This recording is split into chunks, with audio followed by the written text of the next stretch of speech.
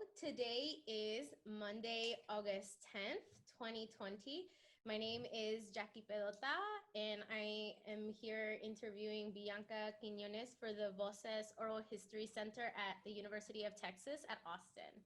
Please know that this interview will be placed in the Nettie Benson Latin American Collection at the University of Texas at Austin. If there is anything you do not wish to answer or talk about, I will honor your wishes. Also, if there is something you want to talk about, please bring it up and we'll talk about it.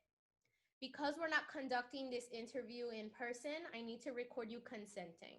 So I'll ask you a series of 5 questions. Please say, yes, I agree, or no, I do not agree after each one. There are 2 questions, though, that we need to make sure you agree to before we go on.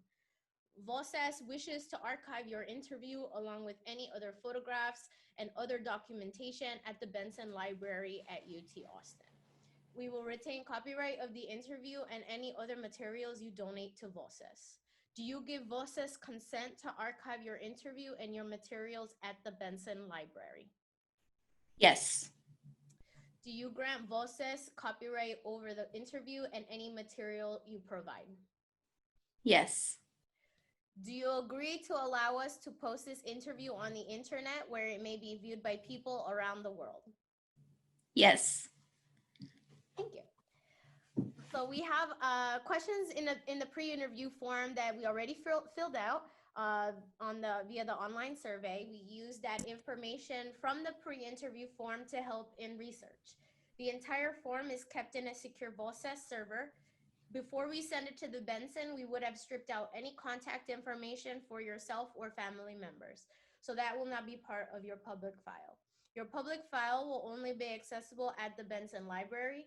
Do you wish for us to share the rest of your interview in your public file available to researchers at the Benson? Yes. On occasion, Voces receives requests from journalists who wish to contact our interview subjects. We only deal with legitimate news outlets. Do you give consent for us to share your phone number or your email with journalists? No. Awesome. Thank you, Bianca. I appreciate you taking the time to bear with me during that long preamble. So we can get started by having you tell me a little bit about yourself. Great. So my name is Bianca Quiñones, and I currently live in Florida, specifically North Florida. I'm from Oregon, so that's where I was raised from about 5th grade to after undergrad. Let's see, after undergrad, I ended up moving to Texas, where I lived for about 5 years. And then after that, I moved to Florida for a job, and now here I am. And so what are you currently doing in North Florida? So I work at a university, and I work specifically with Hispanic Latinx students, making sure that once they come to campus, they feel included and that they feel that they're able to kind of be their whole selves within their Latinx identity. But then also that they graduate, right? So assisting in their retention. Specifically, I get to manage some spaces where they are for Hispanic Latinx students. And we program and we have like different initiatives, different programming to where the students can see themselves reflected in the university, therefore helping them kind of find their home away from home. And essentially reach that graduation, because that's kind of one of the most important things of why they come in the first place. And so how has that work been impacted during this time? You can think about, your work logistically, but then also just maybe the nature of your work as well. Oh yeah, so I feel like the Hispanic Latinx community in general is very like touchy. So we like to greet each other with like a hug, a kiss. Maybe if you don't know somebody, you'll do the handshake. but then also kind of in our different spaces, people were always together. Even if that meant like right next to each other on the couch, or like eating next to each other, having lunch together, very much a social community. And that was just kind of like during the spaces, I guess like the academic spaces that we hold. So I can't imagine like off campus and after hours and stuff as well. But when kind of students were sent back home, or I think advised to go back home, it was right in the middle of the semester, of spring semester. And I think especially that impacted our seniors, so those who were graduating in the spring, because they didn't know if they were going to get to walk, if they were going to be able to have kind of their whole graduation ceremonies, and just what that would look like. Because I feel like there was just so much misinformation, but then also just like lack of information. And nobody really knew what was going to happen, how long we were going to go into quarantine, how many people were being impacted by COVID-19, where the hotspots were, just everything kind of halted. And so there was kind of this transition period with so many questions. And actually at the time when students were advised to go home, I was actually on vacation in Texas. So I was celebrating my 30th birthday. And so I remember, even though I was on vacation, there was still a whole bunch going on here at work and like in my office, that I like called my supervisor and I was like, hey, I just need an update, like what's going on? Do I need to do anything? Kind of what do you need from me? How can I support? I know that I'm not physically there, which was a little bit stressful. But then once I came back, it was just kind of game plan mode of like, okay, so what are we doing? Kind of how do we still keep our students engaged? How do we make sure that they're still feeling like a part of a community? And I think still even feeling like encouraged to continue the rest of the semester. Because, so I know specifically for me, I've never taken an online course because I don't feel that it's the same as like being in a classroom and engaging with your classmates, even if it's just a lecture. But then also that's kind of like the accountability piece for me of like, I actually have to get up and physically go to class. Whereas I feel like if I were taking online classes, I would be on my phone on the side, which doesn't impact my learning, or it does, but negatively. So I think just kind of supporting students. But I think on the programming side, on my side, it allowed me to get a little bit more creative in how we were programming and how we were reaching out to our students. But I think that there was also kind of a lag in communication.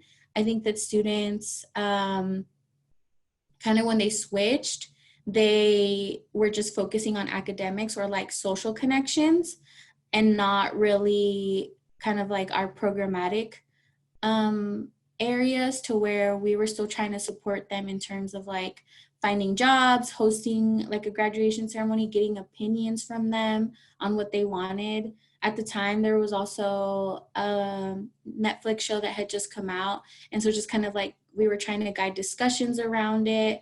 So we ended up realizing that our programming had to be a little bit more passive. So that was a little bit of what we did, but then also how we could engage further with the students. Instagram is really popular here, and so we ended up using that to kind of pull them a little bit and ask some questions on what they wanted to see, and then kind of go from there, which was a little bit different. Also, our team got cut, so we ended up finding out that we had student ambassadors that are funded through work study, which is like financial aid, federal work study. And we ended up not allowing them to keep working, but we were able to pay them out their financial aid, which was good for them, but also this is very like capitalistic. There was still a lot of work to be done, and like having them around would have been very helpful, but just kind of having to manage a smaller team of just like the graduate assistant for the office and me, and kind of taking on projects that they would usually take on. So it was a little bit stressful in the beginning, and then just kind of trying to pivot. And then I think after about a week or two, the county itself kind of started closing, and then the university finally said, like, everybody go home. You're going to be working from home. You're still essential, but everybody's going to be working from home until further notice.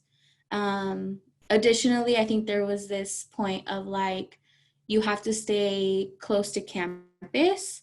One of my supervisors couldn't even go down to Tampa, which is like an hour and a half, 2 hours away, because they had to be closer. And so we signed something that said that we would be in town and easily accessible if needed, which I kind of wish I could have gone home early on to Oregon, like with my family. But because of that, I ended up staying.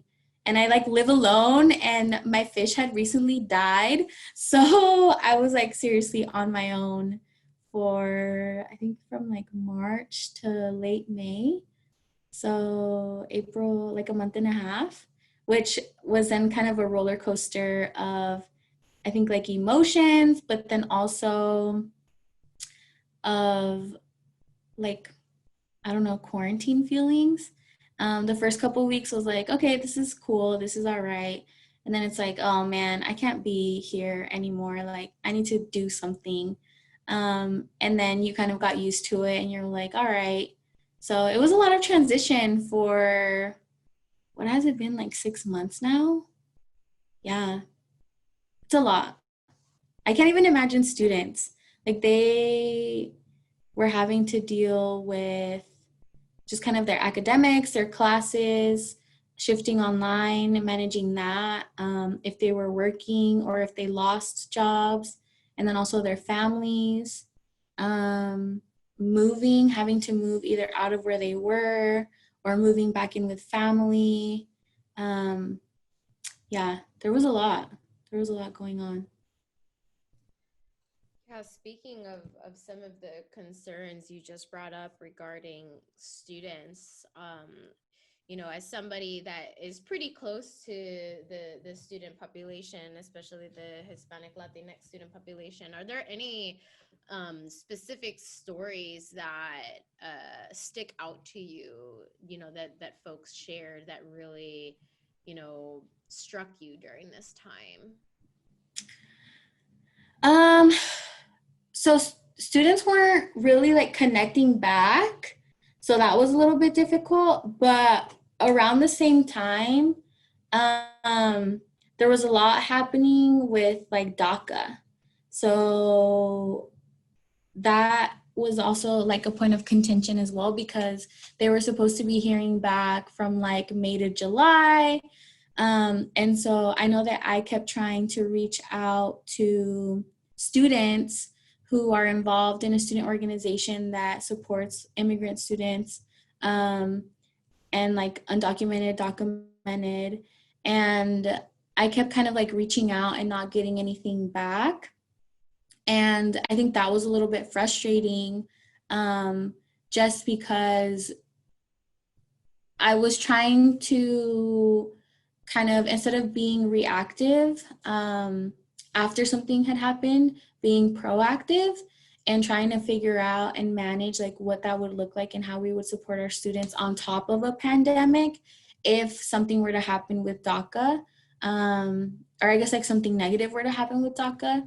And so that's hard though when you're not getting any communication back.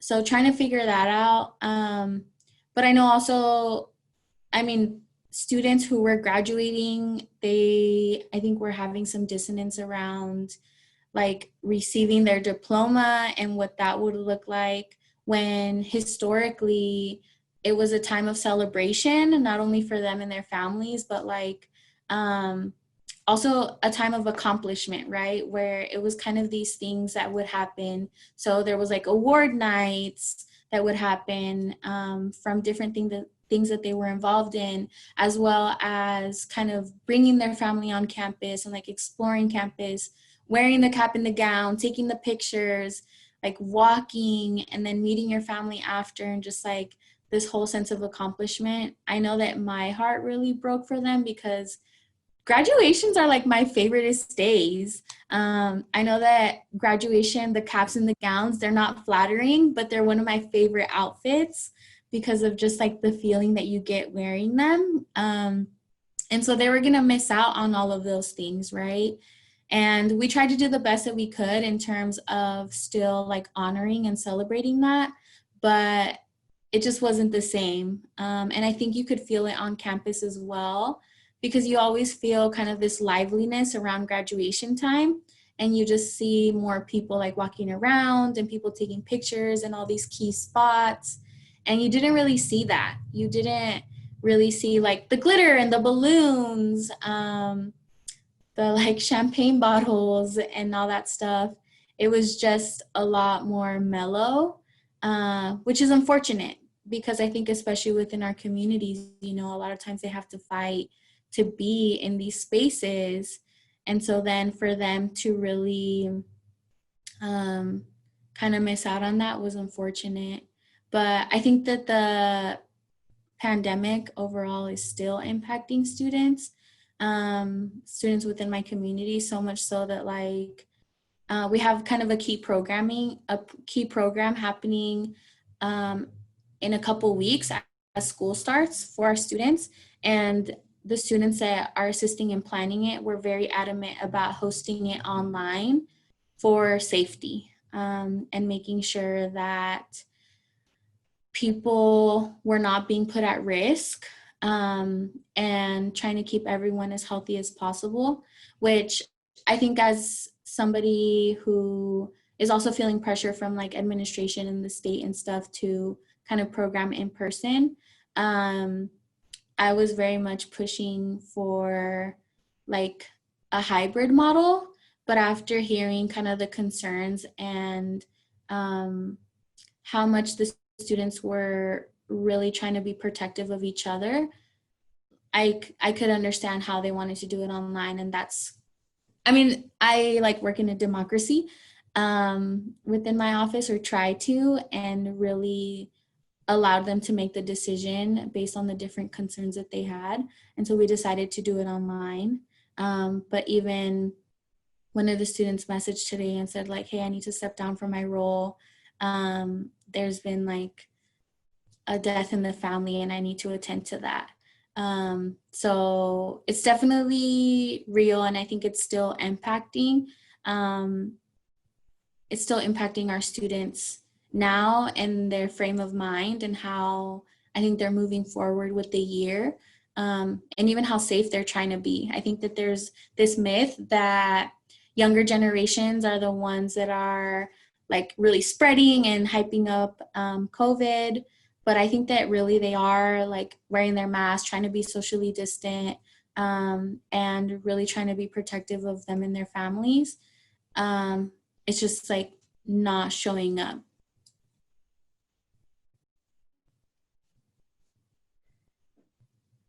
And so you talk about, you know, obviously the pandemic is not over. So you talk about it still impacting students, and you gave some examples.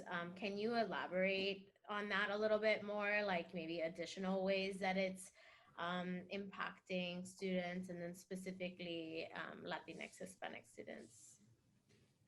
Yeah, so there's a lot of programming that happens within the first couple weeks of school, right? So the first couple weeks of school are a key time for, I think, first years, because they're starting to kind of learn and understand the campus a little bit, as well as kind of the relationship building or like rekindling of students who might have gone home or were on internships and stuff throughout the summer, who are upperclassmen. But then I think there's also this mentoring piece of upperclassmen then reaching out to the first years and really trying to incorporate them into the community. And I think that that is just proving to be a little bit different, because students within the Hispanic Latinx community have mostly chosen to go online. And so they're having to be very creative in how they are engaging and how they are programming, and even just, I think, marketing. So who are they marketing to? How are they marketing? Um, and I think kind of one of my biggest roles has been to remind the students that these are times that, I mean, like, you don't do case studies about this in graduate school because it's never happened before. But also to give themselves some grace, right? They have a lot of questions, and I think that we're finding out information just as fast as they are.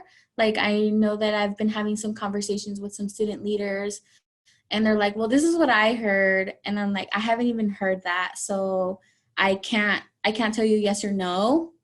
But then also asking for sources, right? Like, where did you hear that from? And it kind of in what context. But then I think also just how they're thinking in terms of programming. I think they're thinking more of like legalities. So I had a meeting with the student today, and they were like, are y'all going to be doing waivers in your office? Because we're thinking of doing kind of a waiver, or like some form of understanding, and kind of having to work that out with them. So they're thinking a lot more in terms of like risk management.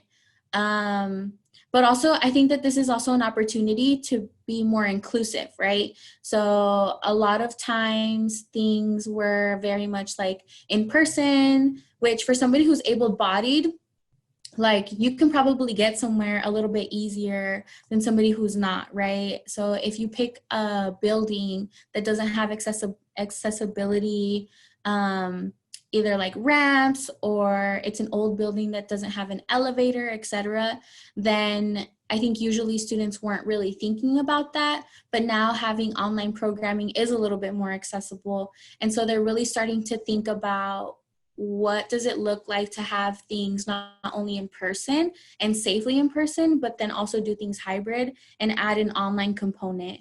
Because there are students who are choosing to stay home. They're choosing to stay home for the semester, for a variety of reasons.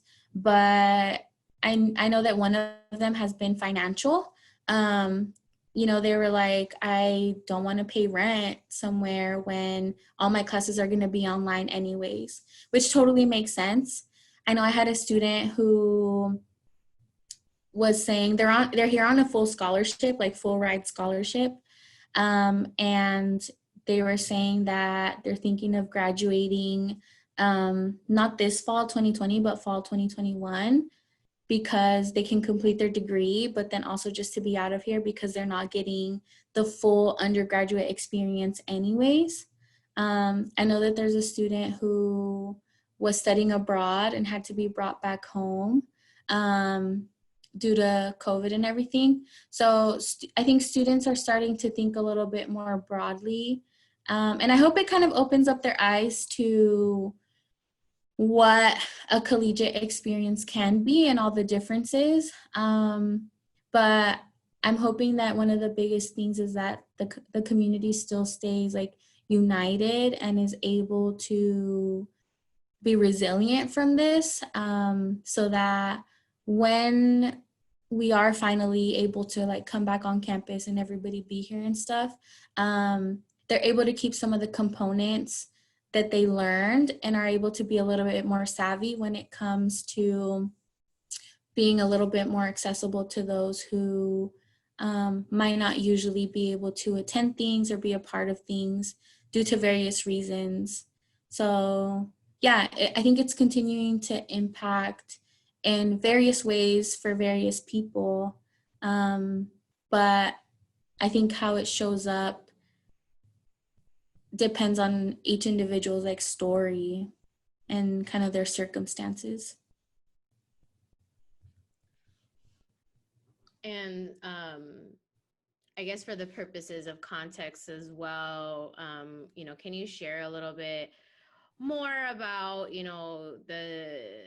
the spaces, I guess, in which these students typically occupy? So you can just share maybe like the percentage of Latinx students versus white not Latinx students, and then If you've noticed any, I know you said that the communication has been kind of sparse, but if you've noticed any differences when you think about the students that you serve versus the general population? Because I know you mentioned, your students being more cautious, right, than what, I guess is being portrayed within the media. So if you can share some of that as well. Yeah, so my numbers are not 100% like accurate, but I think the university has about 55,000 students, and then Hispanic Latinx students account for around 18% of that, which I don't know exactly what that number would be. That's like math. So we definitely have students from all types of like backgrounds. I know that we have students who their parents work in kind of like agricultural work, and so they have been continuing working no matter the circumstance, and like outside in the Florida heat and humidity. And so I know that those have been some instances, all the way to students who like haven't been impacted by this at all. In terms of, I guess, like comparison, so I know, so my students have decided to have everything kind of online and to be very careful about that. And I think that even started with kind of the umbrella student organization for Hispanic Latinx students, to which students that I've been working with consecutively have really kind of modeled after. And I think that was kind of that helped inform them a lot in kind of what they're doing and how they're doing it. But then I think that like traditionally white fraternities and sororities, I think I heard that the fraternities are trying to do their recruitment in person. But I don't know. I heard that like in passing, and I haven't asked any more questions. To which, I mean, I can definitely see if you haven't been impacted, or if it hasn't impacted anyone like close to you, how that can be seen as like feasible. But I think even in my office, there's like 5 to 10 of us, depending on like who's at work at the time, including like GAs and stuff. And we had like a training last week, and even we were like wearing our mask. The door was open while we were in the same room, and we were like sitting 6 feet away from each other. So there's definitely, I think the impact that it's had on you impacts kind of how you see the pandemic, and how then you move forward, right? Because if it hasn't impacted you at all, then I can tell how when the media talks about it not existing and that it's just like a hoax, that you can believe that, versus if you yourself have been impacted, or it's impacted somebody in your family and you've seen kind of how they've reacted to it, then you definitely are taking a little bit more precautions. I haven't gotten like a full read from students within my community on how it's impacted either them or their families specifically, but I think that they kind of work together in terms of like spreading information and like consensus building. And I think because, and this is just kind of like my assumption, I think that because of impacts that it has had, is why they've leaned more towards having more, or I guess like having programming online versus in person. And I want to believe too that part of it is also to be inclusive of students who have decided to stay home, and still wanting them to be a part of kind of the campus community and culture. I know that a lot of them are like, I miss my friends. I just want to get back and like hug my friends. I didn't get to say bye to them. We all thought we were coming back. And so those relationships, I think, are kind of a key thing. But then also I think that, you know, if something were to happen to one of them, that they would feel really bad and really guilty and not wanting to cause harm on each other, is also informing their decisions.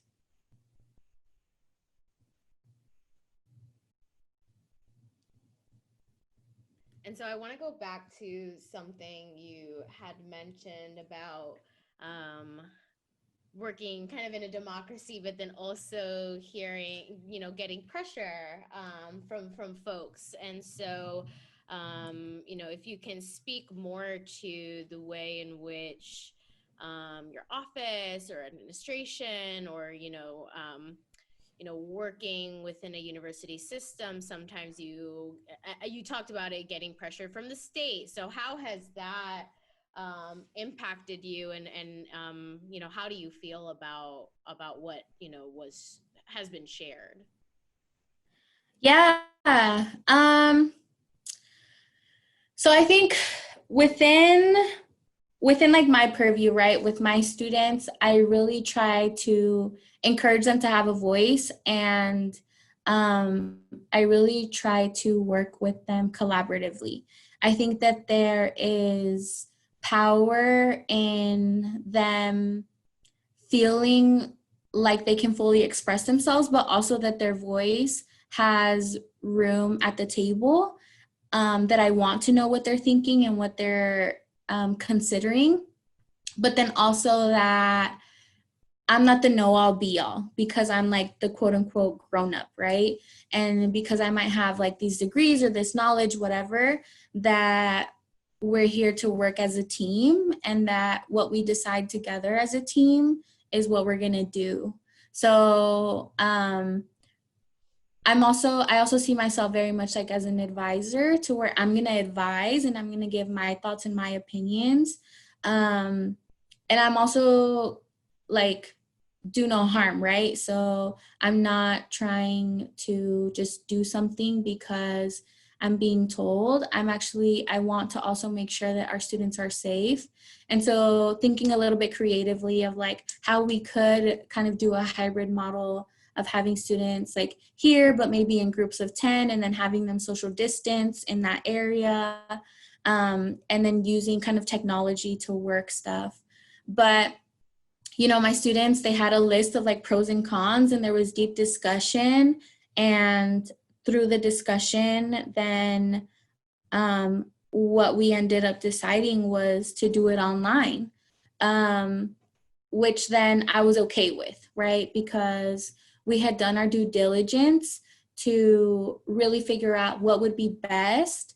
But then we also were able to kind of come up with the plan of, this is going to be the most safe, but this is how we can still engage students, even though it's through an online platform. So I'm like comfortable to where if somebody were to ask me like, why are you only doing it online, to be able to defend my team and say, this is kind of what led us to that decision. Whereas I think a little bit later in the game, after the decision had been made, I then heard that because of like powers that be, we're encouraged to pretty much show that we can still do our job in person, and that we can do it in a safe manner. So really trying to think creatively in terms of how do we as student affairs professionals who are considered like programmers, and I think that a lot of times the programming that we do is through an educational lens, how do we still show that our jobs are valid, and that we can still do our jobs given these different like circumstances? Especially, I think, as we start thinking about, so higher education is a business. People will probably say that that is incorrect, but kind of the more that we move forward, the more that it starts to operate like a business. And, you know, how do we showcase and how do we explain that X amount of dollars are being spent when students aren't physically here? So I think that there are some, I think, expectations moving forward throughout the school year that some things be done in a hybrid model. But I also know that, so like, for example, we've been given the go ahead that we can start hiring a team again for fall. And so students who are returning, I'm I'm gonna have a meeting with them later today to really kind of figure out what their expectations are and to also express what our expectations are gonna be as an office so that we are on the same page and we're able to work together. But also to be transparent, because I wouldn't want them to think that, oh, okay, so I'm going to be working for the office, but I'm going to be at home in the keys, um, and me have the expectation of like, no, you're actually going to be in the office. But then also kind of managing concerns of if they're asking in terms of like, okay, so how am I going to stay safe as I'm serving in my capacity, and really kind of asking from their purview and their lens, what can we do to make them feel safer while they are at work, while they are kind of meeting this need.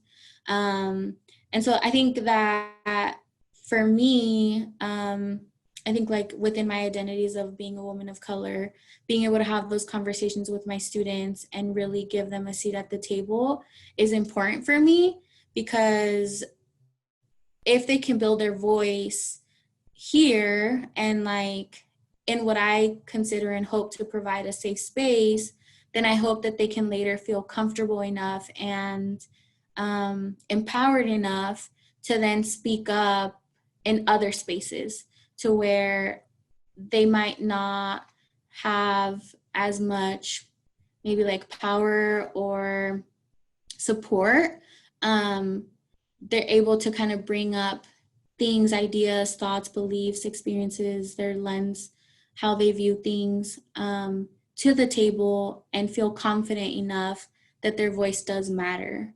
So yeah, kind of convoluted. I think communication and expectations have been communicated in different ways. And so I'm starting to think of like safety, because that's going to be number one, but then also how do we meet our mission while still being safe? And if expectations are going to be that we be hybrid and that certain amount of students are within the spaces and within, I guess, like our daily interactions, then how do we manage that in a way that is comfortable? That's comfortable not only for us as people who are working, but then also comfortable for students who are managing the spaces and students who are visiting the spaces.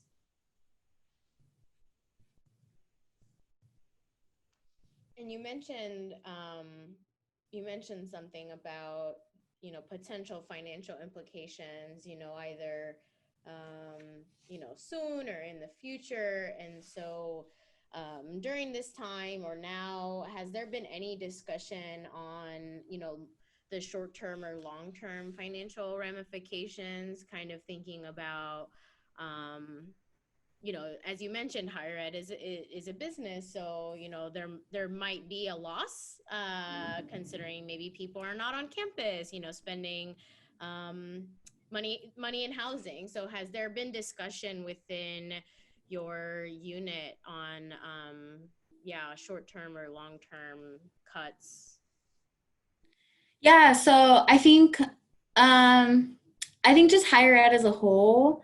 So I've seen like online and stuff that people are encouraging others to go to like junior colleges, community colleges, instead of coming to like a 4-year institution, just because of the change in price. Um, and I think that there might be people who are opting out of education within these first couple of years just because of the difference and not really knowing kind of what's happening, which, I mean, I think looking back, institutions could do a good job in terms of marketing kind of what will still be happening and how will the experience still be managed to like still be supportive, etc. But I really don't know if that's happened or not, and also how much would the audience that we are trying to reach actually, I guess, consume that marketing. So I think it's very different there. But I think so everything comes down to enrollment, right? If students aren't enrolling, then that's kind of a money loss for higher education as a whole. And so I think that one of the biggest things is going to be, I was talking to one of my friends about this who's also in higher education, and, some students really thrive, like I mentioned earlier, with like physically being in class, but then also physically being able to use resources. So like such as the library, if they don't have internet at home, then they use the library. And if the library hasn't been opened, then they might not have internet. Or tutors, actually being able to work in a group setting and have tutors.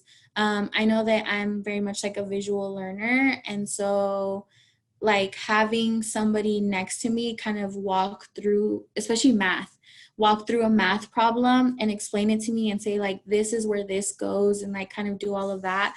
But then like being able to tangibly have a conversation around it is very different, I think, than like watching a video.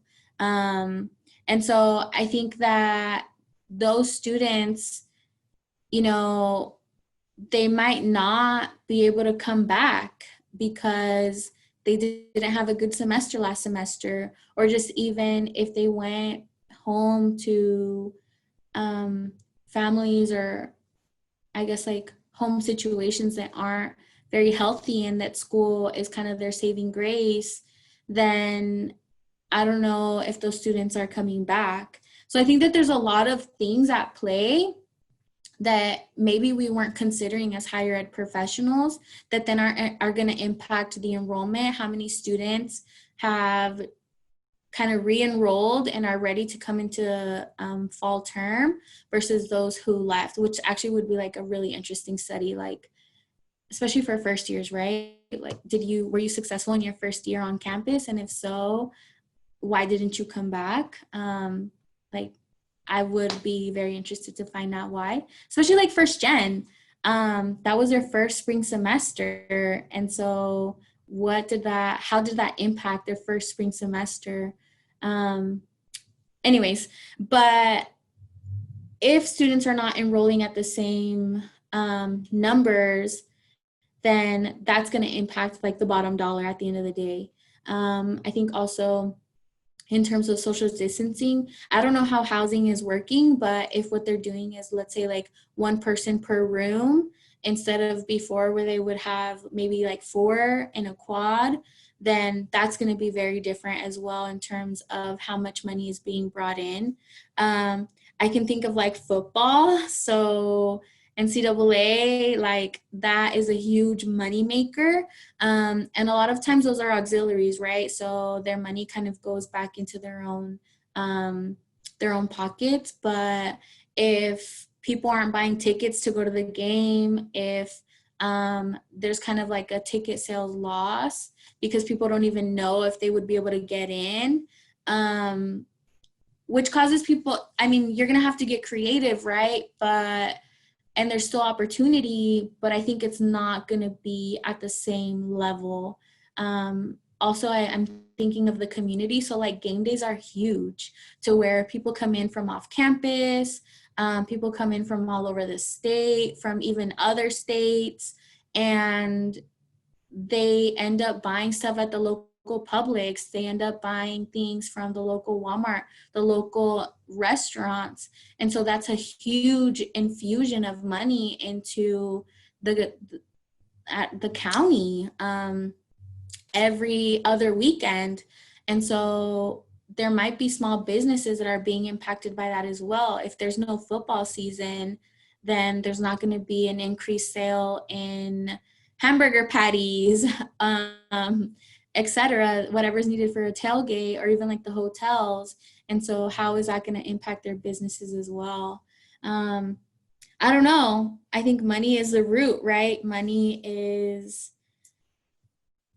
going to be one of the biggest things. But even if there was the same enrollment, I'm thinking also there's so many people that have lost their jobs.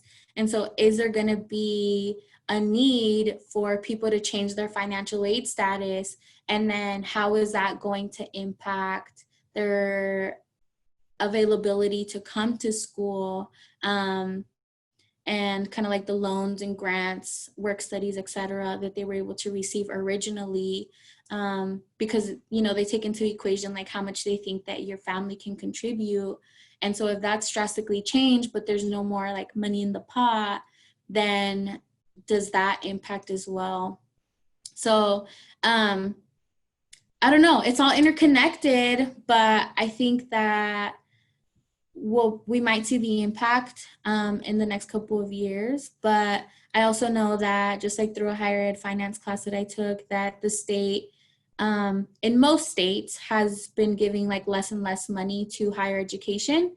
And so if that continues to be the case, I don't know how that'll impact, especially if how we were kind of meeting that gap and closing the gap was through donors. And if donors no longer have jobs, are they still able to donate? Will that change? And if that does, and if that decreases, then how will we meet that other gap? I don't know. It's a lot to think about, and I'm glad that I'm not a financial planner, to be honest. Thank you for sharing about kind of your experiences as it relates to your work. And so I kind of want to switch gears a little bit, because I know, I know that you have been involved in activism during this time. And so kind of that in itself, thinking about like, what does activism look like during COVID? But if you can share a little bit about your experiences engaging with that during this time. For sure. So I definitely want to credit, I guess, like my attitude and just who I am and how bold I kind of am to my family. So I definitely come from a family of really like fierce, strong women who have always like just talked loud and stood for what was right. But then I think also my dad has always told me like, you can be whatever you want and don't be afraid to like be bold and speak your voice, especially for what you believe to be right. So I actually was in Houston during George Floyd's, the peaceful protest that happened in Houston for him. So I believe it was like the beginning of June that happened. And I went, and that was really cool. I got to go. I was already in Houston, and one of my friends sent me a message and was like, hey, this is happening. And I was like, oh my gosh, are you going? And they still had to work, but I was able to find a friend who was going and went with them. And of course, like I took my mask, and and like wasn't really like touching people or anything. The 6 feet, nobody was really 6 feet away from each other. But you know, I think it was just kind of the symbolism of everybody being there. That was very impactful, just because like I remember as I was walking down, I saw there was like a woman at the beginning of the march, and she looked like a Native woman because she was just like wearing the regalia. She of course had her mask on as well, and she just had sage and was like saging people as they walked by, and kind of like moving her head. And I remember I was like, wow, this is so beautiful, you know, to like show just the unity within different communities for this one cause, like this one person, that kind of was the catalyst. So that was beautiful. And then I remember I thanked her. I was like, thank you for being here. And then I remember also just seeing like along the streets, there was people who were like giving away masks, free masks. There was people who was giving away free water. I remember there was like a Hummer, and they had a whole bunch of pizza boxes because they were giving people food. And to just see that, you know, people were coming together for this cause was really wonderful. And I think to like be there and experience it was really great as well. Just to be in like his hometown, right? Because he was from Houston and like had a big community there. So that was really wonderful. I saw like Black cowboys coming through, on like their horses, and then just like, which is very Texas, but then also experiencing like the heat. So yeah, I think that was really wonderful, really impactful, especially I think because the day before I had been speaking with some of my friends and I was like, yeah, I really want to go. They're like, you shouldn't go. And I was like, well, why not? They're like, well, what if it gets dangerous? And like, you know, what if it becomes not peaceful and like all of this stuff? But I just felt that I had to go, because like it was a moment in history, right? A moment in history that, did I want to look back when I'm hopefully like 100 years old and say, regret that I didn't go? Or did I want to be able to kind of be a part of that moment, even if I was one person within thousands? But you know, like a whole bunch of droplets of water make the ocean, right? So that was really great. And then recently, so my sister's a veteran, and she is also a Latina woman. But also I've worked with veterans as well as part of kind of my career. And you hear a lot about just like sexual assault, especially towards women within the military, and just thinking about like masculinity and toxic masculinity. It's definitely a thing. And I've heard a lot, unfortunately, of like experiences of having to deal with that within the military. And so when kind of Vanessa Guillen's story came out and was coming out in the media, it was very impactful. I think also then when I guess it was announced that like she had passed away, I know that like, I think it was a weekend, it was like a Saturday or something, and I think it all just hit, and I definitely had to like process and sit there and just like cry it out for a little bit. Definitely had conversations with my sister because like that could have been her, you know? So, and just kind of the closeness of it. Also, I think understanding of like being a young Latina, kind of being a trailblazer in your family, doing something, searching for better, whether that's like the military or college or like some other profession, and kind of always being hopeful, right? That like whatever you're doing and like whatever sacrifices you're having to do is for the greater good. So I could really relate to her. So my sister was in South Carolina and she was going to come visit me. And as she was coming to visit me, it started coming out that her family was going to hold a march in DC. And it was coincidentally while my sister was going to be here with me. And so she was like, let's go. And when she said, let's go, I was like, yes, I'm down. So I asked for some days off, and I had taken the trip and driven up to DC before. So luckily, and this is, I think, the power of community as well. I messaged one of my friends who lives in DC, and I was like, hey, can I stay with you? I don't need a bed. I don't need anything luxurious. Like, even the floor is fine. He checked with his roommates and it was totally okay. And we took off on a Wednesday. The march was on Thursday morning. And so we went up to DC and we got there in the evening, but just got to explore a little bit. And DC is always just so surreal, just because, like, being on the mall, there's so much history there. There's so much just like reflection. And of course, I mean, the United States is like problematic, right? And kind of how we look at history, but just to be there is very powerful, as like an American, right? So, yeah, we went, and the next day we went to her march, and like her family was there. Her sisters were there. So we got there a little bit late, because I think it was supposed to, like, the talking and stuff was all supposed to start at like 8:30 or 8, but we got there around 10 for like the actual march. And we got to be in community with people who, you know, wanted to see justice for this like muchacha. And I call her a muchacha just because, like, she wasn't quite a girl, but also she was like a young woman, you know? And like, I think that word just like fits her the most. But I think being there with my sister was super cool, just because, like, so she's my best friend, but also, I'm gonna get emotional.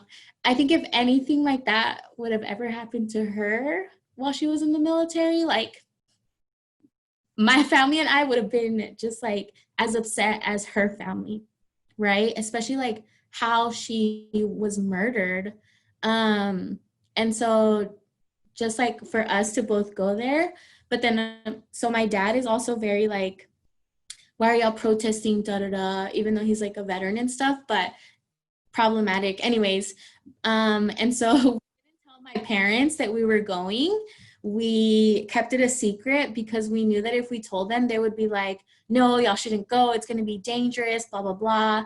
And so once we finally got there, we called them, we FaceTimed them, and we're like, we're in DC and we came to the Vanessa Guillen March. And they were actually really supportive, and they were like, you know what, I'm really glad that y'all are there. You know, like, these are things that we need to stand up for, because it's really important, you know? And so that was kind of like the blessing, that the trip would be fine and like everything would be okay. But then I think that to see like other people and hear other people's stories of what they had experienced was really impactful too. And just like seeing the people that were there. I wish there would have been more people, but I think also considering that it was a Thursday, was very interesting. But we did meet a lady, and she was like passing by, and she had a shirt on that said Vanessa Guillen. And I like stopped her, right? I was like, are you here for the march tomorrow? And she's like, yeah. And I'm like, oh, cool. Where'd you come from? And so she had come all the way from Arizona. So I think that there were definitely people there from all over the country who were impacted by her story and wanted to see something happen, right? Because something does need to happen, something does need to change. But I think overall, it was a really great experience to be able to be there, and support like her and her family. There's a lot of similarities that I hadn't known or thought of that I learned about. So like her family is from Zacatecas, Mexico, and that's where my mom's from. I still have like grandparents that live there, and like aunts and uncles and stuff. And I think something that was really impactful was when her friends talked about how she dreamed of going to Texas A&M, and that's where I got my master's from. And so just like, I think that was also when I reflected on like, that could have been me, you know? And a lot of times we don't hear of these stories as often as we should about Latinas who are murdered in kind of the news, just, or the mainstream like outlet. And so to kind of bring light to this problem and kind of the added identity of being in the military, to where, you know, her sister talked about she wasn't at war, she wasn't in some other country, like she was here, she was home. And so for this to happen to her while she was here is like a whole nother issue. Um, which I think, just looking at the whole case in general, there's a lot of problems. Um, and I hope that her family does find and like continues to seek justice in whatever form that may manifest. Hopefully it is through like systemic change. But I think that it's definitely like in the right direction, a step in the right direction. And I hope that like I can continue to support, my sister can continue to support, and that we still continue to have the conversation. Because it's important, and to just like sweep it under the rug would not do the whole situation justice. Well, thank you for sharing your experiences with both of those demonstrations. I think that it's really powerful for people to hear. And you had talked about one of the observations that you saw specifically in the George Floyd demonstration about, you know, there were just so many people, there was no way to be 6 feet apart. And you're hearing some of this, you know, from folks that are saying many of the spikes, you know, have been due to the protests that have ensued for many of the different, you know, people and movements during this time. And so I wanted to hear more from you, any additional observations that you saw in both protests you participated in. You know, did you see people wearing masks? Were people being respectful? If something was instigated, like who instigated? Kind of just getting more information from people like you that were on the ground. Yeah, so in both, people were definitely wearing masks. I don't think I saw anybody that wasn't wearing a mask or that was intentionally being like disrespectful. Um, I know that, so like in the Vanessa Guillen one, because there was a lot less people, there was definitely more space to be a little bit more separated. And so I think that that was kind of a positive as well. And just kind of like either when we started or when we ended, there was definitely space to like move around and kind of keep your distance as you saw fit. Um, I think that there, I think that there's opportunity to get or like contract COVID-19 in any situation, right? But I think as long as you're being safe. So like, I know that, so my sister had hand sanitizer the whole time. And so like every, I don't know when, she'd be like, here's some hand sanitizer, here's some hand sanitizer. And I think even at the George Floyd as well, there was people who had hand sanitizer and were like passing it out. So as you pass by, you can just like get some and kind of wash your hands for a little bit and keep going. So, I mean, I think also there wasn't really like anything being passed around or people like touching each other or anything. In terms of like, and I don't know if I would call this instigating, but I remember like as we were walking back to the beginning after the George Floyd march, there were people and like crowds that I guess were like in front of the police, and they were, you know, like exclaiming at the police. And I remember like with my friends, I was like, are y'all trying to like be a part of that or just kind of like move around it? They were like, no, We like want this to be as peaceful as possible. Like we came to show support for George, not specifically like yell at the cops or anything.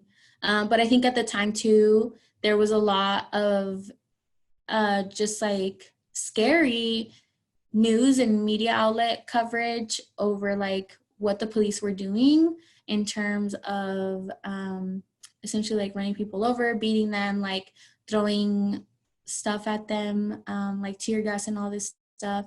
They were like, yeah, I want no part of that.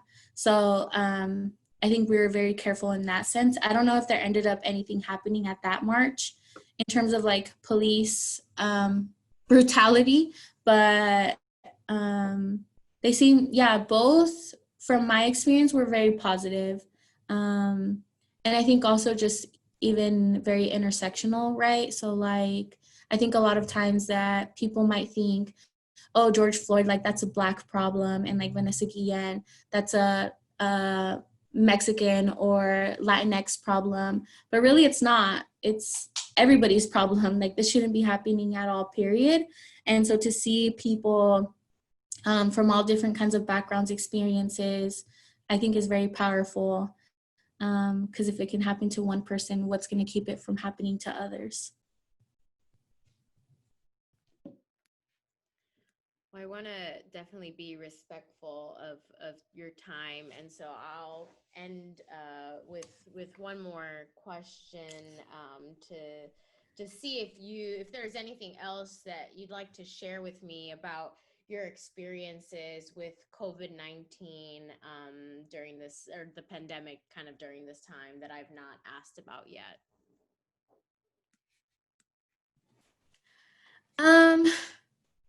So I think that as a community, right? I think that there's been, I think a lot of like hurt, and our community has been really impacted. I